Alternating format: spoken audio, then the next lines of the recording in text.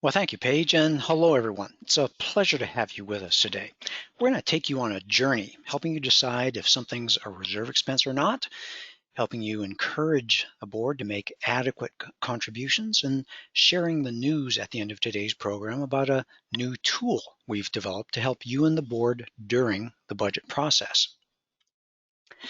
Well, 2020 has been a bit of a detour for all of us, and that's why we feel a roadmap is even more important this year to guide us through all the changing circumstance we see, keeping us on track.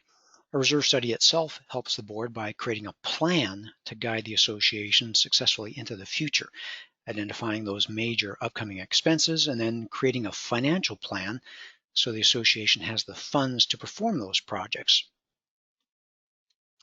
Our strategy for today is going to help you make better daily and weekly decisions. And the way to do that is to start out with a big picture perspective. We do this to give you the tools so you can execute a successful strategy for the associations you manage or for you board members for your association. As Matthew and I go through today's material, we'll periodically ask you to raise your hands to let us know if you're staying on track. So let's practice that. Grab your mouse and click me the hands raised icon in the control panel, similar to what you see on screen. Look around, get familiar with where that is, and give me a click hands raised if you're ready for us to get going on today's presentation. Wow, okay, everyone's with us. I'm going to click hands down. Thank you. Remember that because we'll do that a few times today. All right, well, this is our roadmap for today's presentation. It's going to start with a little introductory time to make sure you're all briefed on basic reserve words and principles. So, Matthew, beginning with the big picture here, tell us what you commonly have to remind your clients about with respect to the purpose of reserve contributions. Thanks, Robert, and hello, everyone. I couldn't agree more that having the right tools and the strategy is going to set you up for success in a normal year, and especially in a weird, crazy year like 2020. And we haven't even faced the election yet. So let's start with some keywords. Think for yourself. How would you describe what reserve contributions are for? Are they for the here and now or for the future of the association? Think about that for just a moment. Reserve contributions are for the present. Reserve contributions are not for the future, for a slush fund, or for a rainy day. Reserve contributions offset the very predictable, ongoing daily, weekly, monthly deterioration of the common areas at your associations. While the expenses themselves are scattered irregularly over the years, reserve contributions offset the ongoing cost of deterioration that's as real as any other bill the association faces. Yes, you're preparing for future expenses, but the way you prepare for them is with contributions today and every month. The cost of deterioration is ongoing and predictable. It doesn't go away if ignored, and every owner should pay their fair share of what they're enjoying and using up. This is a fundamental concept we want to make clear right here at the start. You're going to have a lot more success with your boards and homeowners if you talk about contributions in the present tense. Every owner's responsibility to offset the deterioration during the time they own a home in the association. They're not setting aside funds for the future. Another basic concept is the 4 reserve rules, which you might want to keep handy to keep your boards on track. Reserve expenses are inevitable. Again, wishful thinking is not going to stop deterioration. That 20-year roof didn't fail overnight in a surprising way. It failed gradually, in plain sight, over the last 20 years. And the board is responsible to protect, maintain, and enhance the assets of the association. If the board delays a project and deferred maintenance sets in, those same expenses will only get more expensive. And finally, homeowners always get stuck paying the bills. and those delays only end up costing them more money. So keep it simple with these 4 concepts. And remember to keep the board focused on the target. It's their job to protect, maintain, and enhance the assets of the association, running the association in a financially sound and sustainable manner. And that means no guessing. The goal is enough funds at the right time to perform your reserve projects in a timely manner. Guessing is not going to get you there. So today, we're going to lay out a roadmap with your key talking points and decision points. Great, Matthew. I want to lay a little groundwork for board decision making. You as a manager and the board are in some uncharted territory here in 2020 due to all the changes that we have around us. There's higher delinquencies and other disruptions. Boards need to know how to safely make decisions in this kind of a situation. So to minimize their liability risk, board decisions need to have the 3 elements of the business judgment rule.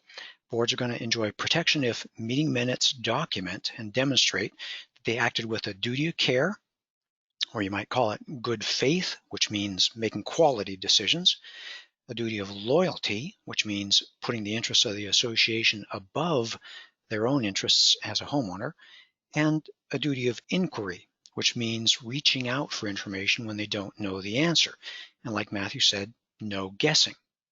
And that's where we fit in with a reserve study, recommending the size of reserve contributions necessary to offset ongoing deterioration. We help the boards answer the question, what do I do now? We don't want them to guess. So, Matthew, what are some of the common questions a manager should be prepared to answer when they're asked why an association should get or refer to their reserve study? Well, Robert, like the list you can see on screen, an updated reserve study helps the association avoid surprises. It reduces costs by preparing the association to do their projects on time, reduces liability boards would have if they were simply guessing. It maximizes property values due to curb appeal being maintained, and keeps the association in compliance with state laws. And one more thing, there's the intangible benefit of keeping the owners informed, reassuring them that the board has a plan so they can live without fear of a special assessment. On the other hand, the consequence of going without a reserve study is regular surprises, increased expenses. We'll touch on that later. Higher board liability exposure, and the D's, which are often things like disappointment, how the property looks, discouragement when the association has no money to do what it needs to do, dysfunction, board inaction, leading to homeowner discontent, that's another D, and frustration, deterioration, because there's no money or action, declining home values, poor curb appeal and rumors of special assessments, and distrust, owners aware that the board is not taking care of the property. Well, thanks, Matthew. That's a great refresher of the big picture. Now let's move ahead and tell our audience about the application of these principles. Now, in this section of application, we're pretty much completely going to skip talking about laws in the 25 states or so that guide reserve studies or reserve disclosures. And that's because an association does its reserve planning to prepare for large predictable expenses.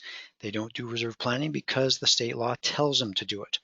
If you're doing your proper preparing, your proper planning, then legal compliance naturally follows. So let's talk about boards. The managers are the agent for the board. This webinar is designed for webinars, but we're going to talk a lot about board behavior. The board makes the decisions, but how does a manager effectively encourage or coach a board towards making wise decisions? We all know the theory that boards are responsible to run the association successfully and responsibly in a financially sustainable manner. But the reality is that all too often, they act like their job is to keep assessments low. Let me see a hands raised if that sounds like your boards. Okay, Matthew, I'm looking at the hands raised, and they are going up. Right now we're at about 20%, creeping up. Yeah, fortunately, not a majority here. So it looks like less than half. Okay, I'm going to click hands down, and back to you. Great. Well, those are some encouraging numbers to hear. When boards are trying to keep assessments low, that means they're acting more like homeowners and not acting in the best interests of the association, like their business judgment rule, duty of loyalty, requires. So remind them repeatedly of their job. Help them keep their eye on the ball. And let me give you a new tool, that doing the right thing is actually in their financial best interests. Let me give you a new tool for discussion, minimizing special assessments and helping them make money. In our 2017 study among comparable neighboring associations, what you see on screen is that we found home prices on a dollar per square foot basis are actually 12.6% higher in associations with well-funded reserves, meaning above 70% funded. This means running the association in a fiscally responsible manner provides a strong return on home values. Just a few more dollars per month in reserve contributions and monthly assessments maximizes curb appeal and returns thousands of dollars to each owner in maximized home values. It's what you probably suspected, but now we have proof. Let me see a hands raised if this is good news to share.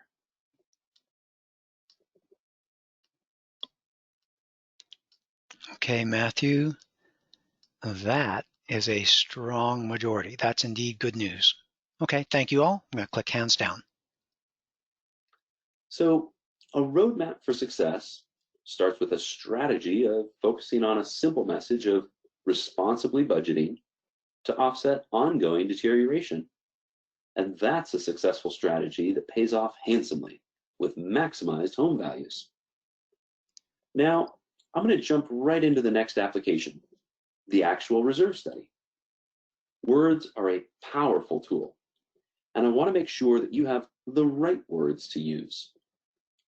First off, I would like to make it clear that what we're about to share are not just association reserves, ideas, or concepts.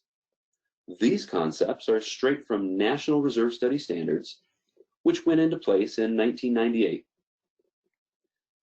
Make sure that your boards understand that there are three types of reserve studies: a full reserve study and two update products, a with site visit update and a no site visit update.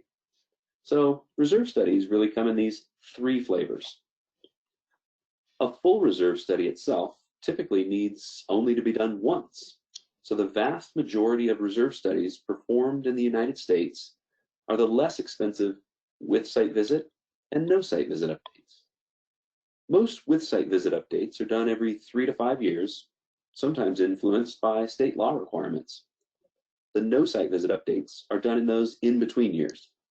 And remember, update products are much less expensive than that first full reserve study engagement. Thanks, Matthew. Lots of application there. Now let's get to some examples, some real examples, so we can help our audience make good decisions all through the years. Well, let's start with one of the most common. Is it a reserve expense or an operating expense? I get this question on a regular basis from our clients. And because there are so many different pieces to cover there, we actually go into much more detail in our Reserve Studies 101 program, which you can find on our website or on YouTube. But let me summarize the answer here in the next few slides. There's a 4-part test that every reserve component must pass. It must be a common area responsibility. It must have a limited useful life, a predictable remaining useful life, and it must have a cost that's above a minimum threshold of significance. But that's our job. When your reserve study is created, that's the 4-part test. that any potential expense needs to pass. But let's get back to you. How do you know if something is a reserve expense or an operating expense? Here's how it works. First, you look to see if it's listed in the reserve study. If so, it's a reserve expense. Well, let's be careful here. I'm going to just comment. I want to make sure you're talking about it's just not the asset that's listed, but the actual project. Exactly. If it's the roof replacement component, just cleaning the gutters on the roof doesn't make it a reserve project. That would be considered normal maintenance. Next, consider if it's related to that component reaching its full useful life. That means that a minor service call to the boiler is actually not going to be a reserve project, but replacing the igniter system that extends the boiler's remaining useful life by 5 years, that would be a legitimate reserve expense. And finally, if it truly looks like the component was missed or was not knowable at the time of the last reserve study, check with your reserve study provider. They'll help you decide, providing you some guidance, assurance, and preventing you from guessing. That's a good example of exercising your duty of inquiry from the business judgment rule. Here's another one. Look at this simple but typical reserve component list. All the normal things you see here: description, useful life, remaining life, and current cost.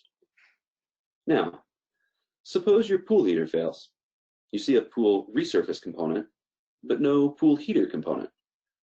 From what you just learned, replacing the pool heater or pool filter isn't automatically a reserve expense just because it's related to the pool. Check with your reserve study provider. There may be a reason it was excluded, or they may support the expenditure from reserves and add it to your component list for the next update. It's not in your best interests to guess. Too many properties gradually deplete their reserves by spending them on non-reserve projects.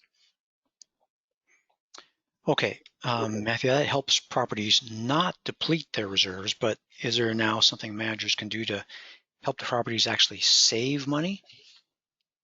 Yes, there absolutely is. Like we just talked about, most of your reserve decisions through the year are going to be spending choices. We want to encourage you to spend reserves on the right projects at the right time. Doing that avoids expensive deferred maintenance.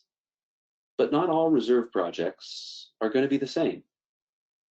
You see, projects fail differently. Some are okay to defer, something you might want to do when cash is tight, like what we're facing here in 2020. It's okay to defer an inconsequential component. When cash is tight, it's okay to stop, not spend reserves, and let that asset fail. You can live without it for a little while. But you want to think twice about reevaluate and obsolescence projects, doing the ones that have true merit for the association and ignoring the rest for now. It's the protection and catastrophic projects, however, that you want to make sure to do on time. Do not delay those. Those are the ones that will get real expensive or cause hardships if you delay. Remember, green means go. But just a reminder, any deferred projects don't really save the association any money. Those projects will still need to be done. And you have to be careful, deferring only the safe projects, because otherwise you'll just cost the owners a bunch of extra money. Contact your reserve study provider if you ever have a question. This is a classic example of a poor decision. Here's a protection project, a board that delayed doing their protective asphalt seal coat, and as a consequence, the underlying driveway failed. Replacing the driveway cost them between 10 and 20 times the cost of that seal project that they delayed. The same is true for painting ironwork or replacing a roof. Delaying protection or catastrophic projects are generally a bad idea, unless you've reached out to an expert and have been given advice that delaying is, in that case, okay. Is everyone with me on this, understanding that reserve projects are different? Let me see a hands raised if you understand that some projects are okay to delay and some really should be done on time. Hands going up all the way up and down the list. Matthew, you're keeping them on track. That's a good point about the 5 different types, and that reserve projects come in those different types of significance. Okay, I'm going to click hands down. Back to you. Oh, I'm sorry. My slide. Yep. My slide. Okay. All right. So we talked about different types of projects, but what about when the project is an actual match, but the cost doesn't match? Well, first off, just go ahead and do the project. Expect that the extra dollars will either come from other reserve projects or be redistributed to other projects. The asterisk is to let you know that all this happens automatically when using the cash flow method. Then, make sure that your reserve study is updated with this new information, making your reserve study better each and every time it's updated. Don't spend a lot of time worrying about it though. Get the project done and protect the property. Remember those 4 reserve rules. Delayed projects often get more expensive, and that just makes things even more expensive for the homeowners who are paying the bills. Okay, let's talk about capital improvements. Is it ever okay to upgrade a component, not doing an exact like-for-like replacement? In other words, making it better when it gets replaced. Does that make it a capital improvement if you change it from one different thing to another better thing? Well, you shouldn't be spending reserves adding new assets to the association, like a new dock where one previously didn't exist. But if the asset needs to be replaced, it's totally fine to do with a natural upgrade, like you see on this slide, replacing an incandescent light with another light that uses less electricity. So if the asset or project exists would be the key distinction.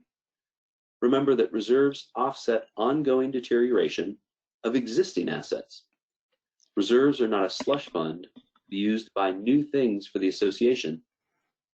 Let me see a hands raised if you're clear on that point.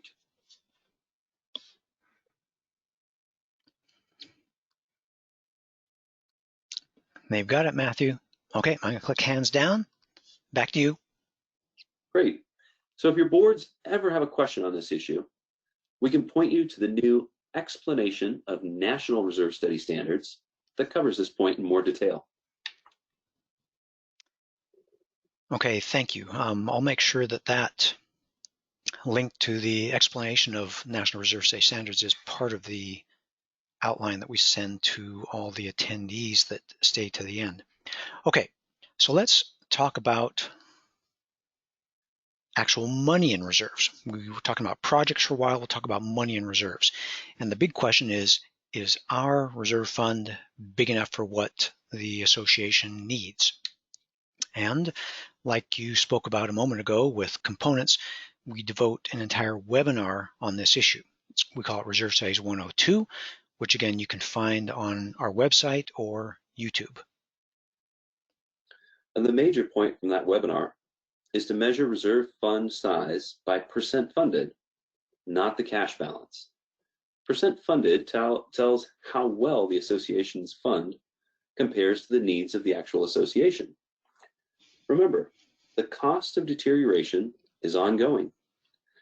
Percent funded reveals if ongoing reserve contributions have kept pace with ongoing deterioration over the years, or if they have fallen behind. It's kind of like the world record pace line that you sometimes see in a swim race. This next chart shows you why percent funded matters. This chart shows that you can predict most special assessments. You can see them coming years in advance when you look at percent funded. Special assessments are common when the association is in the 0 to 30% funded red zone on the left. But special assessments are rare in most of the yellow zone and very rare in the green zone. Pretty powerful information here. This is great information for a board to know. Let me see a hands raised if you see how percent funded reveals if an association is prepared or unprepared for their upcoming expenses. Well, you're getting the audience very prepared. I started seeing hands go up just as you started to address that. Yeah, they're all on track. And Matthew, I'm going to click hands down.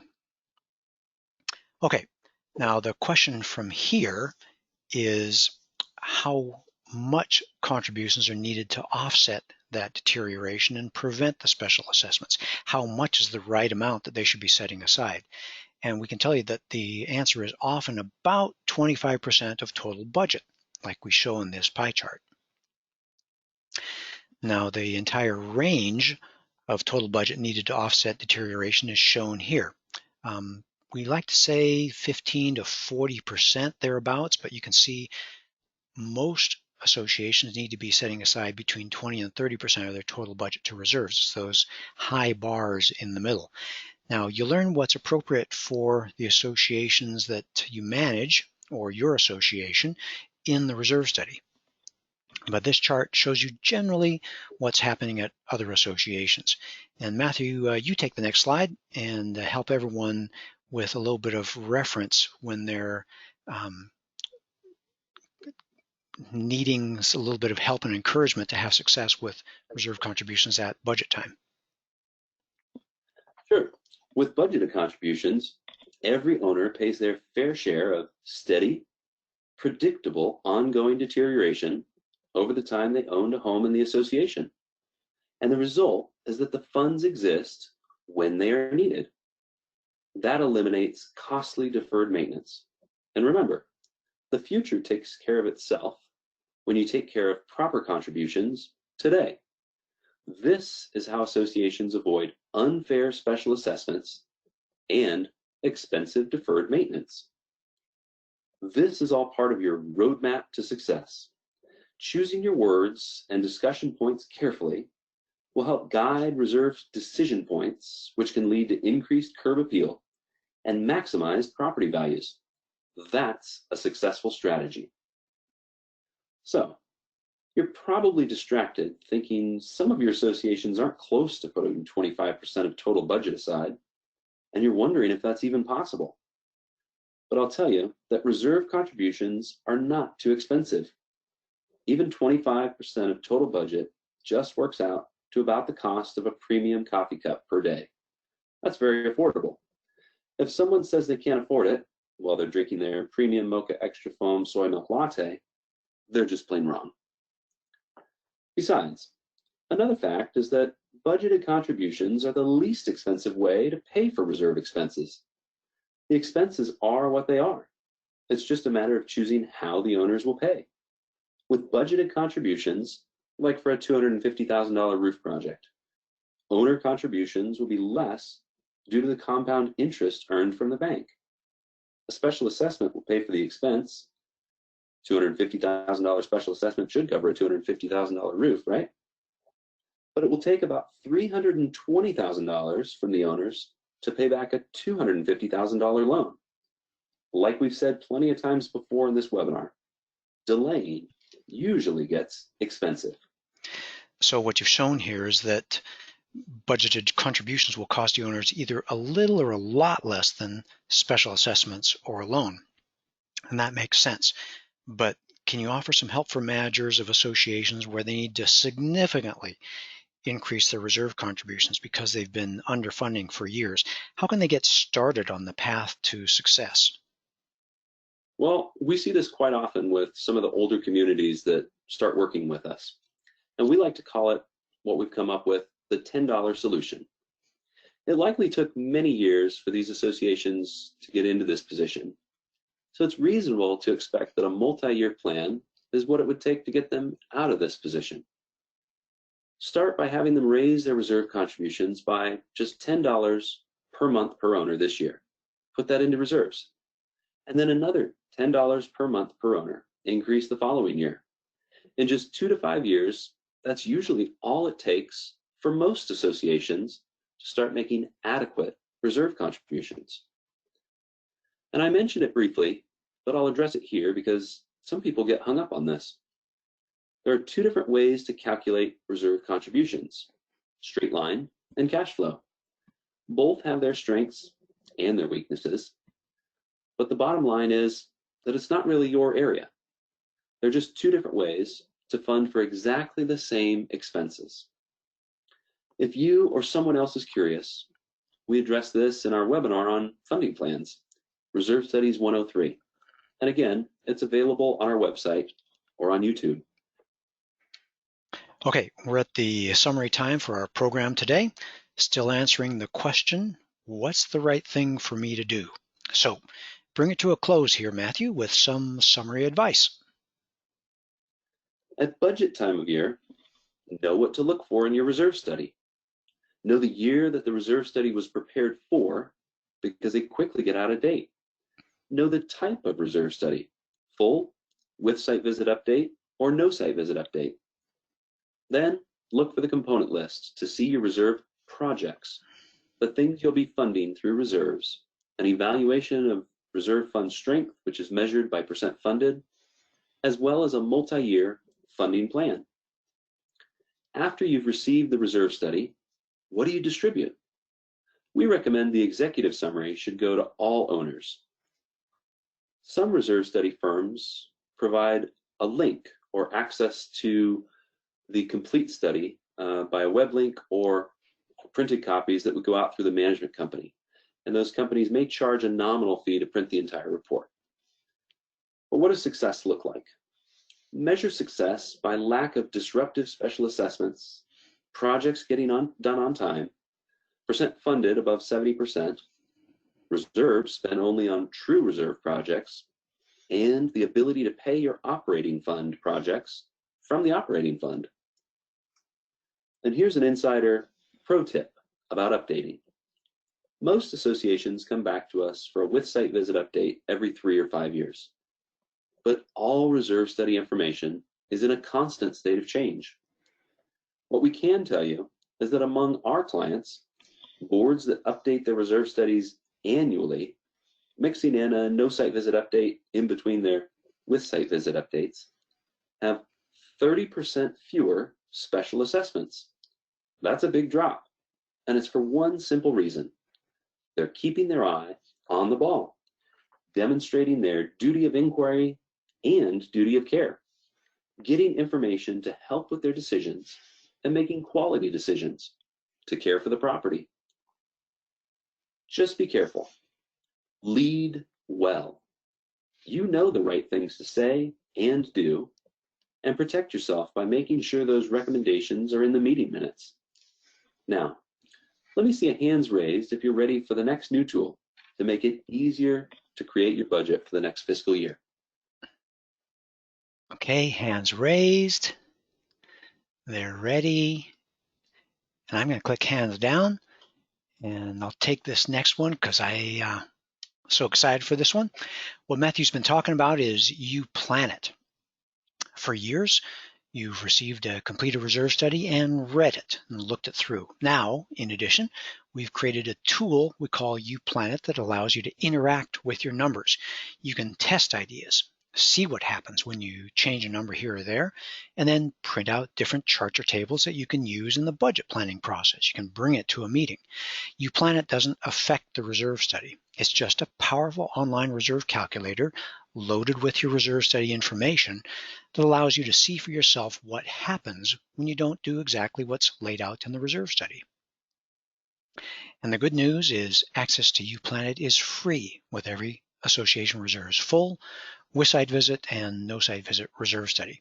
For all other associations, a subscription is available for just $149 a year. Well, we want you making informed decisions, and that's especially important here in 2020 when cash flow and circumstances are in a regular state of change. We want you and your boards to make informed choices, seeing for yourself what happens when you tweak some of the numbers. It's all part of our goal that our clients have a good grasp on the physical and financial condition of their properties so they can move towards improved futures. And that brings us to the end of our prepared curriculum. There is much more information on our website about You Plan It and any of the other topics we addressed today. Scroll to the bottom of our home page if you want to sign up to be notified of upcoming programs like this one, or click a link at the top of our home page to request a proposal for your association. In addition, as Paige said earlier, we'll send an outline to everyone who fills out a short survey at the end of today's program. So at this time, we'll transition to a brief time for questions and answers. I'll turn the microphone over to Paige, who will serve as our MC. Paige.